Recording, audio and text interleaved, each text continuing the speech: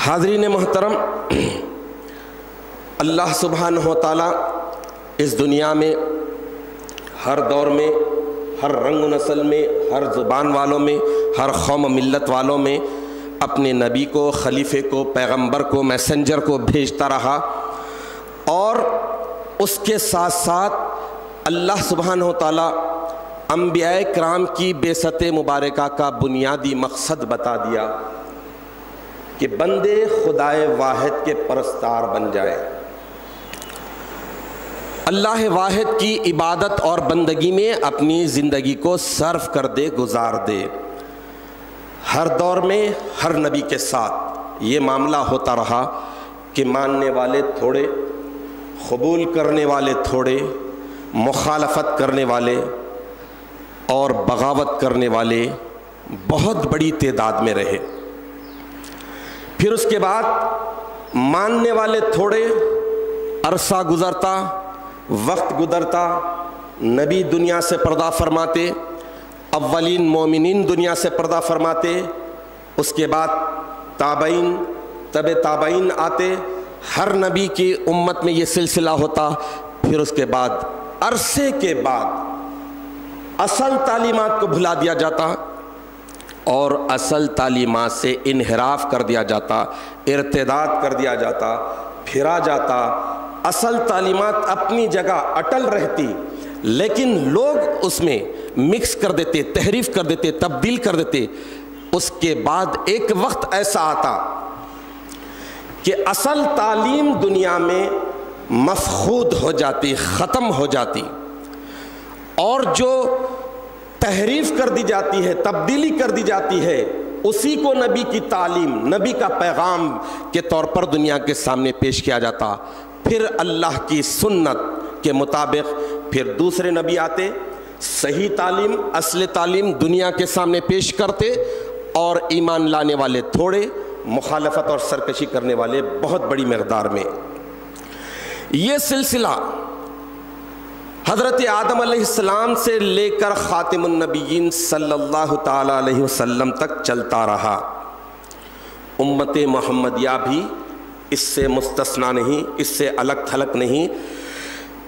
حضور اکرم صلی اللہ تعالی علیہ وسلم جب دنیا میں تشریف لائے، آپ کی بعثت مبارکہ ہوئی، تو اس وقت بھی توریت تھی، انجیل تھی، اور توریت اور انجیل کو ماننے والے بھی تھے، لیکن وہی سنت اللہ کے مطابق اس میں تحریف کر دیا گیا، تبدیلی کر دی گئی، اصلی تعلیم کو فراموش کر دیا گیا۔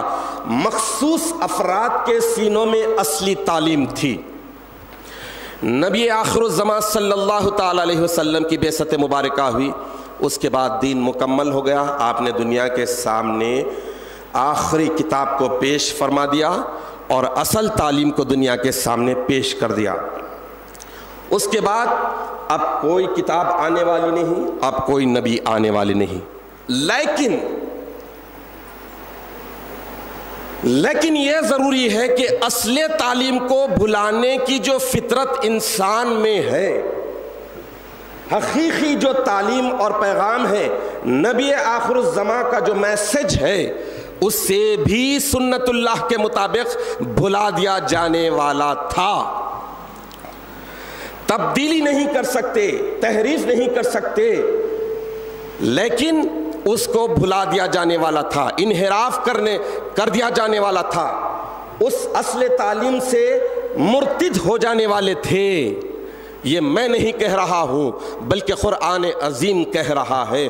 قرآن عظیم اعلان کر رہا ہے، سورہ مائدہ آیت نمبر 54 میں اللہ سبحانہ وتعالیٰ یہود و نصارہ سے نہیں، پہلی امتوں سے نہیں، بلکہ اہل قرآن سے، حدیث کو حدیث ماننے والوں سے، امت محمدیہ کے امتیوں سے مخاطب ہو کر ارشاد فرما رہا ہے کہ اے ایمان والو، یا ایھا الذین آمنوا من یرتد منکم عن دینہ، جب تم اپنے دین سے پلٹ جاؤ گے، پھر جاؤ گے، اصلی تعلیم کو نظر انداز کر دو گے، منحرف ہو جاؤ گے، اصلی تعلیم کو بدل دو گے، فسوف یأتی اللہ، تو اللہ ایک قوم کو لائے گا۔ تو اس اعتبار سے سنت اللہ یہ ہے کہ جو نبی رسول پیغمبر خلیفۃ اللہ دنیا میں تشریف لاتے ہیں، اس وقت حالات خراب ہوتے ہیں، انتہائی خراب ہوتے ہیں. انسان اور انسانیت، خاص طور پر روحانیت، ہلاکت کے دھانے پر ہوتی ہے، بلکہ ہلاکت کی سرحدوں کو پار کر جاتی ہے. تبھی اللہ نبی اللہ کو، خلیفۃ اللہ کو، رسول اللہ کو بھیجتے ہیں. وہ آتے ہیں، تعلیم دیتے ہیں، پھر سے اصل تعلیم دیتے ہیں. قدیم مذہب، قدیم اسلام، قدیم مسلک اسلام ہی ہے. وہی اسلام کی تعلیم آدم نے بھی دی، وہی اسلام کی تعلیم محمد رسول اللہ صلی اللہ تعالی علیہ وسلم نے دی، وہی اسلام کی تعلیم خلیفۃ اللہ مہدی علیہ السلام نے بھی دی. تو اس اعتبار سے سب سے پہلے یہ بات ذہن نشین رہے، نبی رسول خلیفے کو بھیجنے کے لیے حالات کا خراب ہونا، ہلاکت خیز ہونا ضروری ہے. جب کوئی چیز ریپیئر کے قابل ہی نہ ہو تو کیا اللہ قادر و قدیر عبث اور بیکار کاموں میں مصروف رہتے ہیں، یا بندوں کو بیکار کاموں میں مصروف رہنے کے لیے کہتے ہیں؟ دنیا بگڑے گی تو سدھارنے کے لیے سدھارنے والے کو بھیجا جاتا ہے.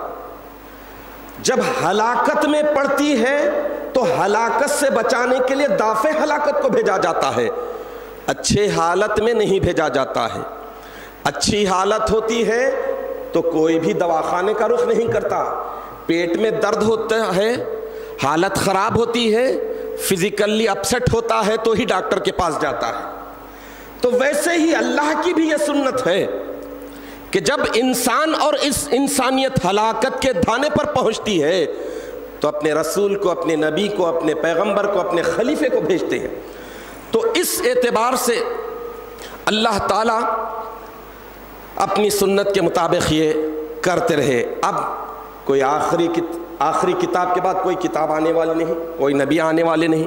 تو اب سوال یہ پیدا ہوا کہ کیا پھر حضور اکرم صلی اللہ تعالی علیہ وسلم کی تشریف آوری کے بعد کیا کوئی ایسی ہستی آئے گی جو امت کو ہلاکت سے بچائے گی؟ کیا امت پر ایسا وقت آئے گا جو ہلاکت والا ہوگا، ارتداد والا ہوگا، دین سے پلٹ جانے والا ہوگا، اصلی تعلیم کو نظر انداز کر دینے والا ہوگا؟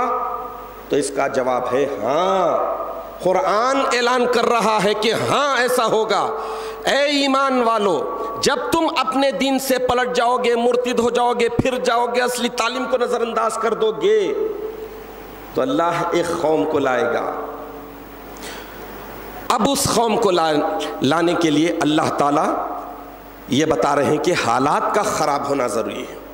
تو معلوم یہ ہوا کہ حالات خراب ہونے کے بعد ہی حالات جو ہے ہلاکت خیز ہو جانے کے بعد ہی نبی اللہ، رسول اللہ اور خلیفۃ اللہ کی بعثت ہوتی ہے.